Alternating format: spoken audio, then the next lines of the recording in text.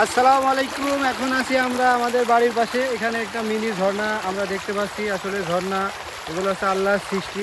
হঠাৎ করে আমাদের সামনে দেখা মিলল, যার কারণে আমরা এখন আমি এবং আমার ছেলে আছে দুইজন একটু ঝর্ণায় সময় দিচ্ছি। আসলে এটা কোথায় আর কিভাবে এই ঝর্ণাটা সৃষ্টি হয়েছে এটা সম্পর্কে একটু বলছি আপনাদের। ঝর্ণাটা দেখেন অনেক দূর থেকে আসছে পানি।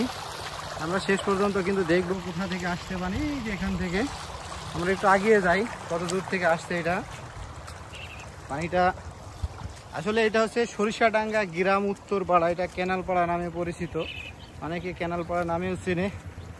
তো এই ক্যানালপাড়ারই ক্যানালের পূর্ব সাইডে এখানে কিন্তু ওই যে ক্যানালে অনেক পানি দেওয়ার কারণে বাইরে থেকে যে পানিগুলো আসছে এই পানিগুলো এখানে এসে এই পানিতে কিন্তু একদম ঝর্ণা পরিণত হয়েছে। দেখেন কি সুন্দর ঝর্ণা মতো কিন্তু পানিগুলো বেড়েই চলেছে। এখানে দেখেন কত সুন্দর ঝর্ণার সাথে পানিগুলো এদিক দিয়ে আসছে। আমার ছেলে কিন্তু খুবই এনজয় করছে জায়গাটা নিয়ে।